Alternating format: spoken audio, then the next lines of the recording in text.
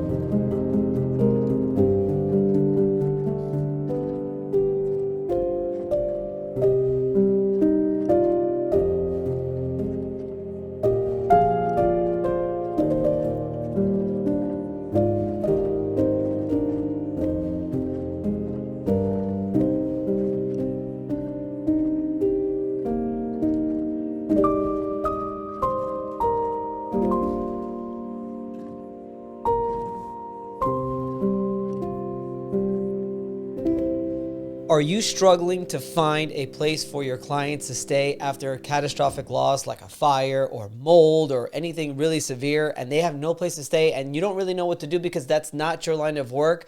You need to call Tyler at Ready Stays. They're like the #1 ALE company. They've got properties all over the country and they can match your client with a property of like kind of quality within 24 to 48 hours. Make sure you call my good friend Tyler at Ready Stays and get your client a place to stay with whatever accommodations that they need. Call Tyler at Ready Stays today. Well, we live in Gulf Harbors, Florida.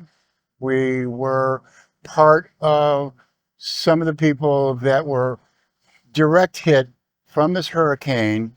We're in a neighborhood surrounded by canals. We have our own beach. We got hit with storm surge.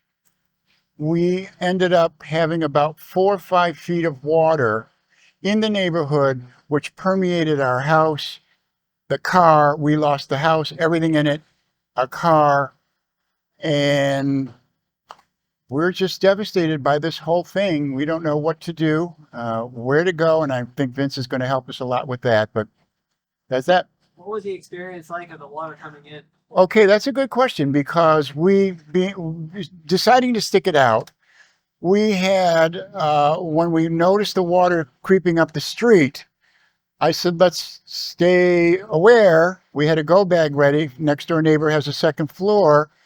As the water started creeping up, we decided to go next door. We took the kids, the cats, a bag, came back for some more. By that time, it was already up to our knees. By the time we got downstairs to pick everything up, it was crawling up her stairs. So we were pretty much afraid that we might be overwhelmed by the water. Thank God it stopped there, and we had to wait for it to recede, which it did by the morning, and left us all this. John, I heard this was your idea to move down here. I've always loved Florida. I've lived in Fort Lauderdale twice, Boca. I've lived in Wilton Manors, and it's just like I've lived here. I started out 50 years ago on Highway 19 in Clearwater. Oh, yeah. I lived right behind where the Rooms to Go is there. And 50 years ago, a hurricane came through, and the complex across the street flooded. But, so he brought us back here to happen again. Mike, you told me yesterday you said something interesting. You said you had your mother died, your father died, your brother died, your sister died. You went through 9/11, and all of that combined wasn't as bad as what happened. I have to say, because I know my parents are looking down on me, that we're still alive. This is literally probably the worst thing that's ever happened to us.